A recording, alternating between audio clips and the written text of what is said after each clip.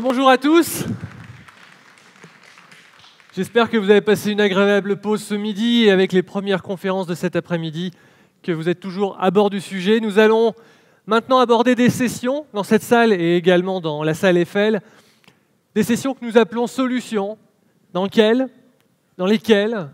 on va combiner les différents produits qu'on a vus ce matin, un petit peu les pièces détachées, maintenant on va voir ce qu'on peut faire avec, puis on va évoquer un petit peu des besoins du marché, on va évoquer des cas clients, et on va également évoquer ce qu'on appelle des cookbooks chez nous, c'est-à-dire des how-to, comment bâtir telle ou telle chose, à partir des briques, pas dans 6 semaines, dès maintenant, des choses que vous pouvez construire. Et c'est vraiment, aujourd'hui, l'un de nos buts, c'est que vous puissiez repartir en disant « Ah, eh bien finalement, non seulement j'ai peut-être appris quelques petites choses, mais en plus, je sais que quand je vais rencontrer ce type de cas de figure, je saurai vers qui me tourner et je sais aussi comment je pourrais bâtir ces solutions. » La première séance que je vous propose cet après-midi, c'est solutions cloud et cloud hybride. Vaste sujet.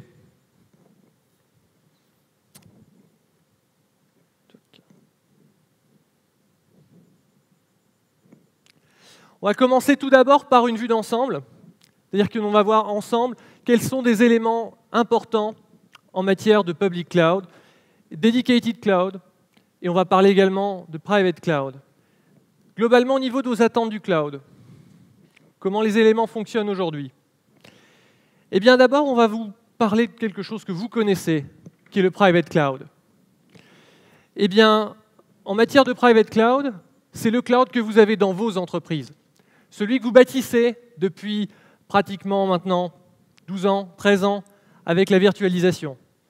Ce private cloud, vous le maîtrisez parce que aujourd'hui, il représente pratiquement 85% des serveurs. C'est-à-dire que 80% des serveurs dans les entreprises aujourd'hui sont virtualisés. C'est une masse énorme. Quand on a évoqué avec vous cette possibilité, eh bien, effectivement, on s'est rendu compte qu'aujourd'hui, finalement, on n'a plus besoin de plaider pour le private cloud. Tout le monde sait ce que c'est, tout le monde l'utilise. Dans une deuxième étape, il y a d'autres types de cloud qui sont proposés. Un qui est très particulier, qui est celui de VH, c'est le dedicated cloud. Certains l'appellent private external cloud. C'est quoi? C'est un cloud sur des infrastructures qui vous sont totalement dédiées et qui se trouvent à l'extérieur de votre entreprise, dans nos data centers. Donc on n'est pas dans une logique de cloud public. Je suis sur quelque chose qui est très particulier, qui est un produit typiquement propre à OVH, qui est de la virtualisation as a service, ou encore un hyperviseur as a service. Eh bien, cette partie-là vous permet d'avoir des serveurs dédiés, mais au-dessus, vous bâtissez votre propre cloud de manière totalement sécurisée et isolée. Troisième élément, le cloud public, celui que l'on n'a plus souvent l'occasion d'entendre. Eh bien, celui-là, comme vous le savez, ce sont des ressources partagées, d'immenses ressources partagées, mais le mot partagé peut aussi poser problème. Et donc, là encore, l'idée de pouvoir combiner ces trois clouds, c'est là où on évoque la notion de cloud hybride. Souvent, dans le cloud hybride, le débat se limite à private, public. En gros, on vous dit, soit tu gardes tout chez toi, soit tu le mets dans un espace public commun avec des ressources illimitées, ce qui peut faire peur à bon nombre de DSI, à bon nombre de responsables informatiques, raison pour lesquelles cette possibilité de bénéficier du dedicated cloud, c'est-à-dire justement ce cloud dédié mais externalisé, mais avec mon propre périmètre, a une véritable logique. Et quand on vous dit sur le marché qu'il existe un cloud hybride, la réalité, c'est qu'il en existe de nombreux, puisque vous pouvez bâtir un cloud hybride entre chacun des éléments, voire un cloud hybride entre les trois. Donc, le cloud hybride, c'est un petit peu plus complexe qu'on ne veut l'expliquer, et ça donne plus de possibilités. Lorsque l'on va parler de la maturité du cloud, ça c'est quelque chose qui me parle. La maturité du cloud, c'est quand on écoute le marché, quand on écoute la presse, les blogueurs, l'Internet, on parle de beaucoup de choses sur le cloud. Tout à gauche, vous avez la virtualisation interne. Dans mon entreprise, j'ai installé une solution de virtualisation. Bon, on va se rendre vers la droite, plus on va entendre des nouveaux concepts.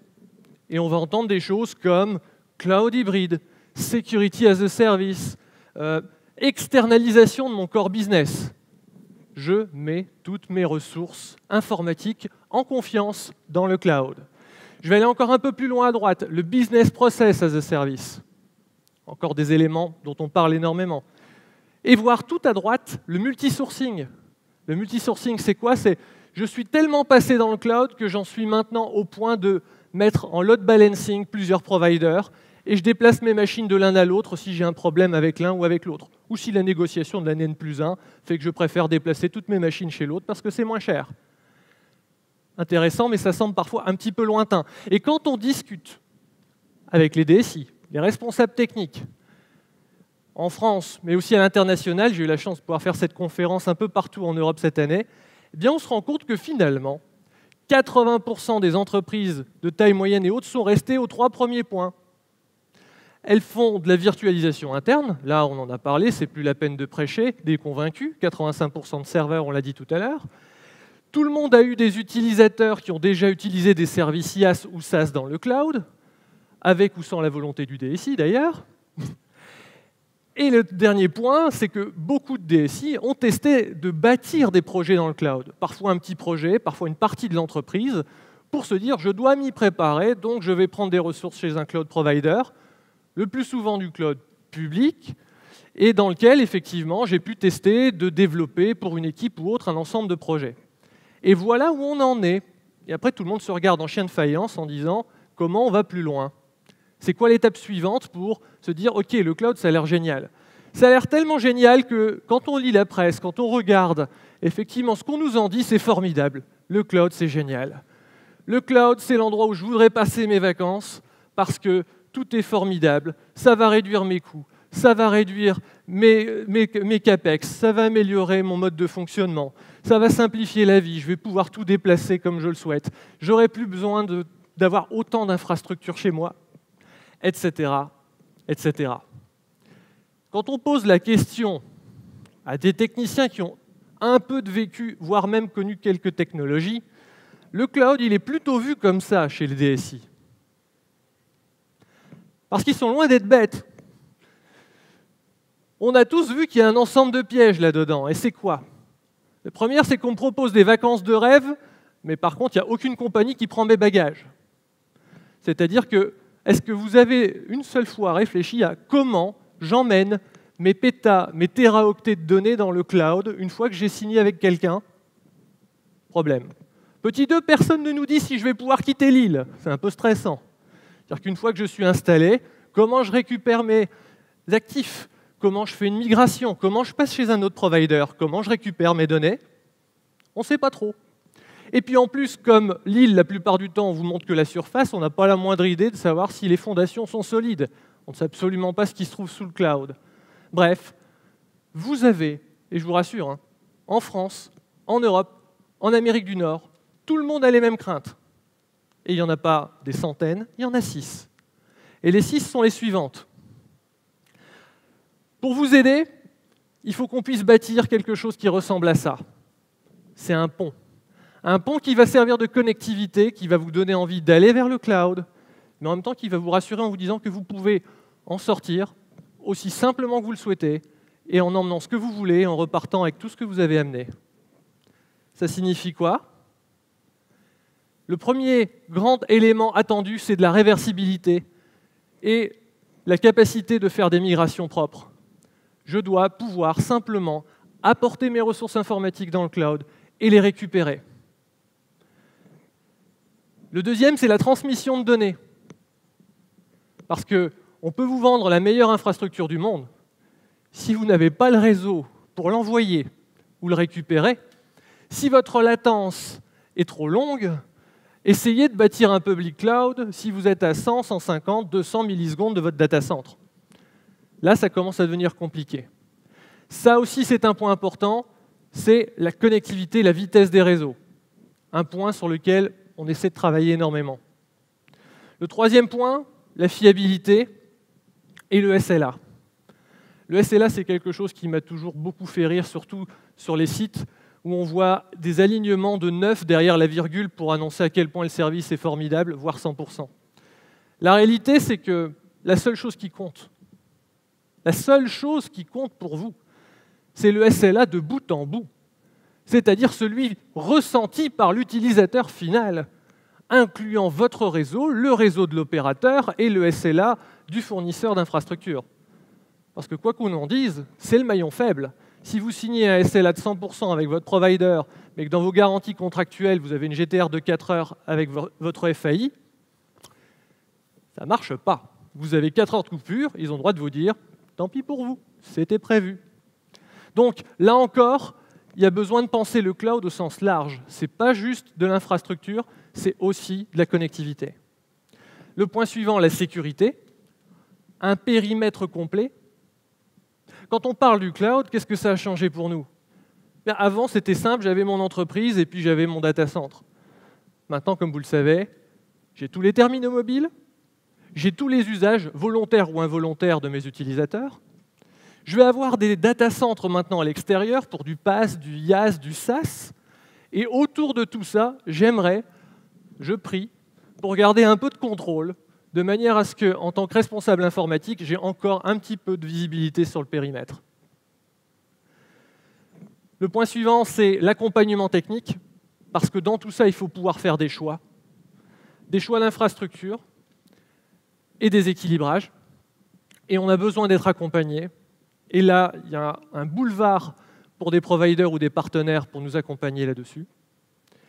Et le dernier point, on l'a évoqué, c'est la transparence.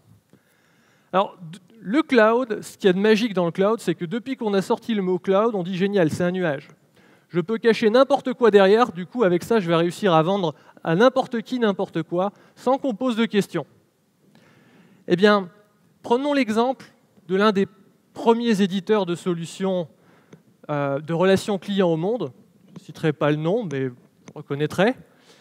Eh bien, je vous mets au défi de retrouver sur le site internet de ce gigantesque éditeur SaaS où se trouvent les infrastructures, quelles technologies ils emploient, où sont stockées vos données, dans quelles conditions. Non, quand vous lisez le paragraphe, il est marqué « Nous sommes sur un cloud performant ». Ben moi, je trouve que c'est un peu limite.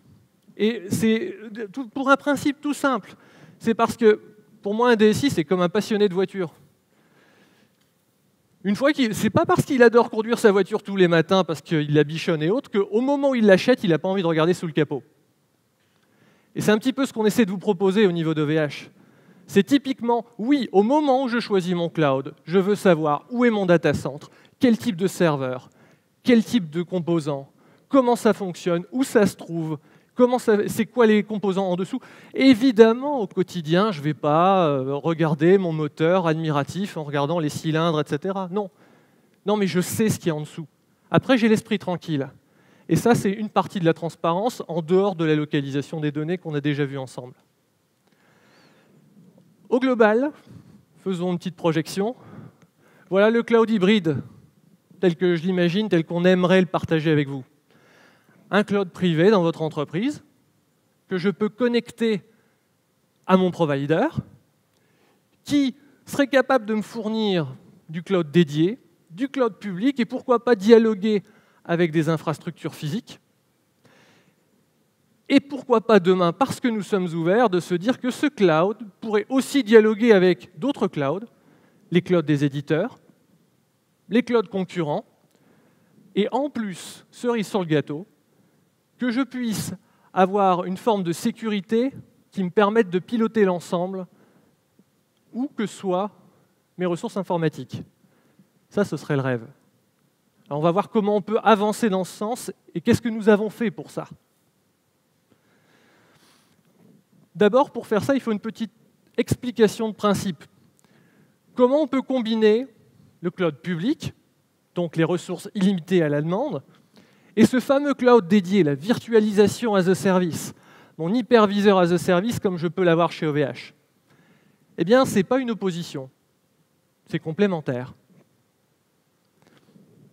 On a posé des questions à de nombreux clients parmi vous, et on leur a demandé À quoi servait le cloud public?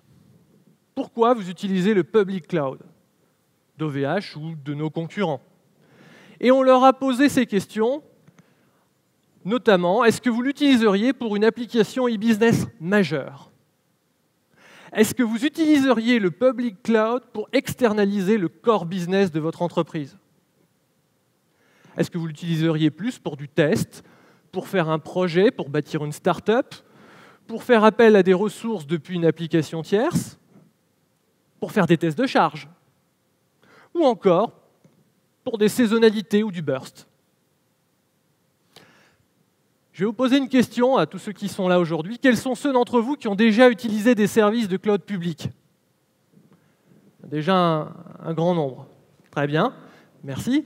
Seconde question, que j'ai également pu poser dans pas mal de pays en Europe. Quels sont ceux d'entre vous qui, du coup, iraient installer dans le cloud public tel qu'il est aujourd'hui leur ERP ou leur base de données critique ou leur infrastructure de prod? Zéro. Merci de cette démonstration qui se poursuit de pays en pays. Donc, si on regarde les réponses des clients OVH, eh bien on se rend compte que c'est pareil que vous. Il y en a vraiment très peu qui sont prêts à confier leur trip dans le public cloud tel qu'il existe aujourd'hui. Les gens le voient bien comme l'usage du burst, comme l'idée d'avoir du débordement, comme y avoir recours quand on en a besoin en complément d'une activité principale. Mais par contre, personne n'irait mettre les éléments critiques dans le cloud public, qui est pourtant, et ça c'est amusant, si vous regardez la presse, les blogs, l'actualité, l'Internet, 80% des articles dans le monde ne parlent que de public cloud. Pourquoi? Il n'y a pratiquement personne qui fait du dedicated. Le Gartner a fait une étude en début d'année en expliquant ce qu'était le principe du dedicated cloud et ce qu'était le principe du public cloud à un ensemble de DSI. Et ils ont posé la question, maintenant vous voyez un peu le type de besoin d'externalisation de vos activités, dans quoi seriez-vous prêt à investir dans les années à venir? Et voici la réponse de l'étude. Dans les 5 ans à venir, les entreprises veulent du dedicated. Ils veulent un cloud sécurisé, connecté à leur entreprise, et de temps en temps, pour des besoins bien spécifiques, avoir recours à des ressources illimitées à la carte pour compléter. On est ravis parce que d'abord vous êtes là aujourd'hui, on peut vous en parler du dedicated cloud et dire qu'on vous le propose et on le maîtrise, mais en plus, c'est un boulevard. Tout est à construire. Alors, dans le cloud dédié, je vais pouvoir plutôt travailler sur des usages comme l'externalisation, l'usage permanent. Je vais travailler sur de la croissance régulière, une isolation forte. Et puis, pour le cloud public, les grosses tendances, c'est plutôt effectivement du test de montée en charge, des proof of concept, si vous voulez tester ou valider, par exemple, des nouveaux logiciels ou des infrastructures. Et puis, si vous avez de fortes variations saisonnières, des montées en charge, du burst. Là encore, c'est très pratique et ça se combine. Pourquoi est-ce qu'on vous propose souvent l'un ou l'autre? Si vous n'avez que du public cloud en catalogue, vous n'allez jamais proposer du dédié. Si vous avez les deux, aujourd'hui, on est en mesure de vous emmener plutôt vers du best practice, du best of breed, et choisir ce qui est le plus utile à ce dont vous avez vraiment besoin. Prenons une charge typique. On a dit tout à l'heure, 85% aujourd'hui de vos infrastructures internes sont déjà virtualisées. Vous avez déjà pu expérimenter les intérêts de la consolidation. Mais ce n'est pas parce que j'ai consolidé tout ce que j'avais en interne que j'utilise 100% de mes ressources. Pourquoi? Parce que quand c'est en interne, ce n'est pas illimité. Quand ce n'est pas illimité, je vais dimensionner mon infrastructure sur les crêtes, parce que je n'ai pas toujours le choix. Et donc, évidemment, il reste quand même un terrain pour le cloud qui est de se dire « oui, mais comment je peux faire ?» Eh bien, si vous regardez bien cette courbe, notamment pour ceux qui font du retail, vous voyez que cette courbe, je peux la couper en deux. En fait, c'est la somme de deux courbes. Il y a une courbe dans laquelle j'ai une charge permanente dont je connais une croissance régulière que je peux faire évoluer dans le temps avec une certaine maîtrise. C'est idéal pour du dedicated cloud. même si en plus, comme on vous l'a expliqué ce matin, on est capable d'étendre le Dedicated Cloud en ajoutant des machines et des baies de disques en moins de 5 minutes. Mais en plus, si vous pouvez le combiner, pour les bursts, pour les saisonnalités, les pics de charge, là, je peux déclencher et combiner en envoyant une rafale de VM au moment où j'en ai besoin en cloud public. Prenons un cas client. Prenons une société qui s'appelle Qualifio, qui est l'un de nos clients, qui est présente sur un ensemble de pays européens et qui est un éditeur de logiciels qui fournit des logiciels vraiment très intéressants qui permettent notamment de faire des tests de QI, des tests personnels, qui vous permettent aussi de réaliser un ensemble de quiz, de jeux, proposés plutôt à des publics aussi professionnels. Donc finalement, un client comme beaucoup d'entre vous. Eh bien, ces clients sont essentiellement jusqu'à présent des PME et des entreprises de taille intermédiaire. Et de plus en plus, comme on a besoin aussi de ce type de solutions dans les intranets et autres, eh bien de plus en plus de grands comptes aussi. Les médias, eh bien, ce sont des logiciels, des petits softs développés sur Facebook, mobile, web. Et donc, c'est un éditeur qui, on regarde, si on l'étudie avec un peu de recul, c'est du SaaS, excellent candidat au cloud, avec besoin de flexibilité parce qu'il y a de la croissance, étant donné qu'il va travailler avec des grands comptes. Des grands comptes, ça veut dire des contrats. Qui dit contrat dit j'ai besoin de SLA et de sécurité accrue. Voilà un candidat qui est un bon candidat pour le Dedicated Cloud. Et côté RH, eh bien, on est dans le cas aussi typique d'une société dynamique de taille moyenne, mais qui doit se poser une question à un moment donné. Où est ma valeur ajoutée? Parce que finalement, je peux avoir mon infrastructure en interne qui grossit, mais avoir besoin de plus en plus de sysadmin et autres pour l'administrer, ou je peux me dire, j'externalise et je focalise mes ressources sur le développement qui est mon core business. Et là encore, pour eux, c'était un bon choix de partir dans le cloud. Donc typiquement, j'ai une croissance régulière, prévisible, on voit clairement leur courbe de croissance arriver, des contrats SLA, sécurité importante, ressources internes limitées, néanmoins, attention, compétences VMware. J'aurais pu dire compétences Hyper-V, puisque ceux qui ont suivi les conférences depuis ce matin savent que nous allons proposer d'autres hyperviseurs, mais néanmoins, ils ont des compétences VMware, vSphere. Et là aussi, c'est un point important.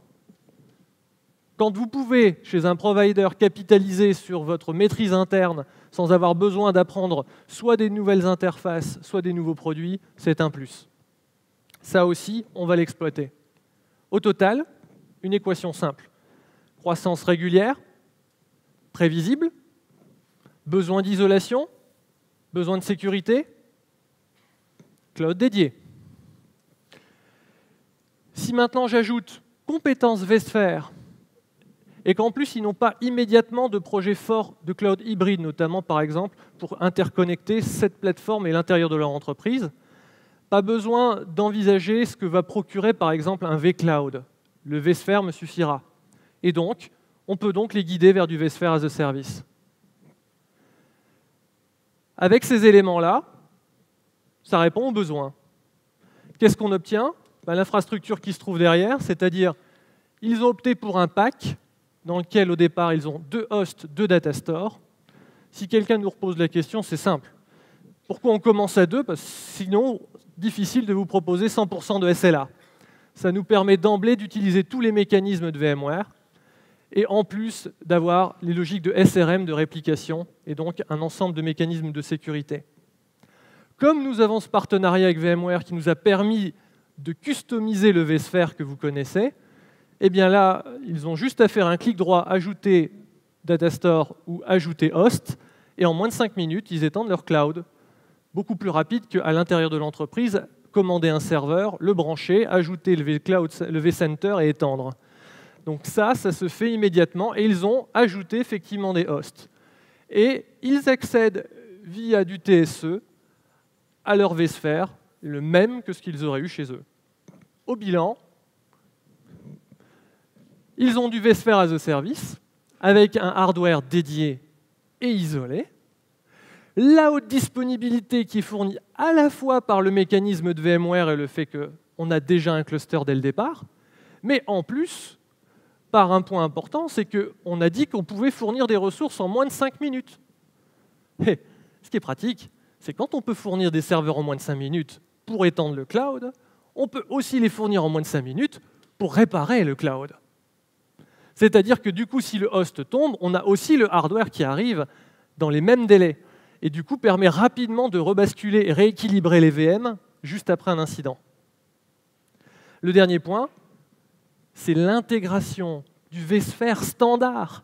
C'est-à-dire que ce n'est pas un produit customisé, ils retrouvent exactement les mêmes outils, les mêmes fonctionnements que ce qu'ils ont dans l'entreprise, et ils peuvent même utiliser les cloud credits de VMware pour la facturation et la gestion des licences.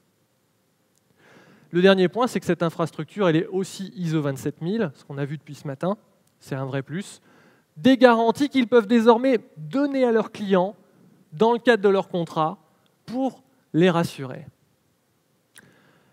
Alors maintenant, on a vu quelques exemples, allons encore un cran plus loin. Vous avez entendu parler beaucoup de cloud hybride ces derniers temps. Et bien là, en moins de 5 minutes, on va bâtir ensemble un cloud hybride triple. Pas dans 6 mois, là, maintenant. Comment on va faire? On va prendre juste des produits présents ou en cours de renouvellement, notamment les nouvelles instances dont on va vous parler ce soir. Eh bien, voilà les listes de courses. De quoi ai-je besoin pour bâtir ce cloud triple hybride? Je vais commencer par commander un dedicated cloud. Je vais avoir besoin d'un compte cloud public pour activer mes ressources de cloud public à la demande. Je vais utiliser le VRAC d'OVH, qui est le réseau privé. Je vais pouvoir utiliser l'option VPN. Et bien évidemment, qui dit cloud hybride triple, dit que je vais avoir besoin de votre propre cloud pour connecter le reste de l'infrastructure, c'est-à-dire vos VM chez vous. Qu'est-ce qu'on va faire? Eh bien voilà l'infrastructure. Je vais pouvoir bâtir le réseau privé avec le VRAC, dans lequel j'aurai le dedicated cloud pour l'essentiel de mon activité, site web, éditeur, que sais-je. Lorsque je vais en avoir besoin, je vais pouvoir lancer des instances de public cloud à la demande pour gérer une activité de type burst, d'autant que ce soit le réseau privé ou le public cloud PCI, je peux les lancer en automatisation avec l'API. Bien pratique pour étendre pendant une durée précise mon cloud. Et je vais pouvoir, évidemment, connecter le tout en VPN jusqu'à mon cloud interne. Vous allez me dire, oui, mais où se trouvent du coup les couches de virtualisation hybride dont on me parle un peu partout? Le cloud hybride, c'est surtout un concept. Les premières choses que vous pouvez faire, qui sont déjà d'un bon niveau, les demandes, les attentes des clients, c'est déjà de pouvoir se dire, entre mes 3 plateformes, je vais déjà pouvoir mettre en place de l'EAI, de l'ETL, EDI. Je vais facilement pouvoir transférer mes machines, mes VMDK, mes images. Je vais également pouvoir transférer des éléments de stockage. Alors peut-être qu'effectivement, à court terme, je ne vais peut-être pas pouvoir immédiatement basculer une machine à chaud entre mon data center et le data center externe. Je vais en dire quoique. Parce que si vous êtes situé dans une distance où OVH peut s'engager, même pourquoi pas avec nos offres télécom, SDSL ou autres, on peut déjà envisager de bâtir avec vCloud des ponts et des transferts de VM directement, en live. Mais déjà, le premier étage, c'est déjà de pouvoir déplacer ces éléments et de le connecter. Et ce qui est derrière moi, ce n'est pas du virtuel. C'est de la configuration de VLAN, vous savez le faire. En plus, on va vous mettre tous les outils et en API et à l'intérieur de votre espace client pour le faire. Et pour les plus parano d'entre vous, il y en a, vous pouvez aussi lancer vos instances de public cloud pour faire des calculs la nuit. Et dès que vous avez terminé, grâce à l'API, vous coupez aussi le réseau de manière à ce que l'incursion dans le monde du public cloud soit la plus courte possible. Même si derrière, on vous garantit que c'était bien dédié, que c'était bien que pour vous. Mais au moins, vous maîtrisez le périmètre de ce que vous étendez. Eh bien ça, c'est déjà possible. Les étapes, comme on l'a vu ensemble, je peux configurer mon dedicated cloud via le vSphere, donc hyperviseur standard, comme on vous l'a annoncé très prochainement, la même chose avec Hyper-V, parce qu'on souhaite effectivement vous ouvrir un maximum de techno. Vous installez et vous configurez le VRAC. Vous pouvez créer un compte cloud pour lancer les éléments, configurer votre VPN. Et puis derrière, vous pouvez combiner une ou plusieurs API pour lancer des rafales de machines, étendre votre cloud, connecter, faire vos échanges, récupérer les résultats des calculs et éteindre votre public cloud lorsque vous n'en avez plus besoin. Alors, pour terminer ces éléments, finalement, quels sont les messages? Il n'y a pas d'usage forcé. Celui qui est un adepte du dedicated cloud, voire même des serveurs dédiés, peut très bien bâtir toute son infrastructure sur un seul type de cloud. Mais vous avez aussi la possibilité d'utiliser les différentes possibilités qu'on vous propose en identifiant les caractéristiques de vos ressources. Est-ce qu'elles sont régulières? Est-ce qu'elles sont ponctuelles? Combien de fois par an? Quelle est ma charge? Quelle est la vitesse de croissance de mes machines? De manière à ce que vous puissiez mieux répartir cette ressource et mieux choisir quelle est la plateforme la plus adaptée à votre besoin. Vous allez peut-être également dire, oui, mais moi, par rapport à mes IO, j'ai encore le sentiment que pour mes bases de données, j'ai besoin de dedicated. Eh bien, on verra en fin d'après-midi que là encore, je peux faire de l'infra hybride et mélanger avec des serveurs dédiés. Je vais avoir besoin de sélectionner les clouds les plus appropriés, bien évidemment, suivant les critères des 6 besoins qu'on a vus ensemble au début. Et puis derrière, combiner et connecter. En gros, avec quelques règles simples, et encore une fois, ce n'est pas des règles absolues, on n'a pas la prétention de vous dire si vous êtes à gauche, c'est comme ça, si vous êtes à droite, c'est comme ça. Ça dépend de vos besoins, mais typiquement, pour des utilisations permanentes avec des croissances maîtrisées et avec des gros besoins en sécurité, je vais quand même plus naturellement me tourner vers du dedicated cloud. Si je pense PRA, je vais quand même plus facilement le bâtir dans du dedicated cloud. Maintenant, c'est clair que si vous me dites que votre entreprise doit toutes les nuits réaliser des calculs entre 6h et 8h du matin pour être opérationnel, j'aurais plutôt tendance à vous dire pourquoi payer tous les mois alors que vous pouvez payer à la carte. Donc là encore, c'est une question de combinaison. Merci beaucoup de votre attention. J'espère que cette session vous a plu. Je vous laisse avec une autre session qui va parler d'archivage et je suis à votre disposition pour toute question. Merci beaucoup.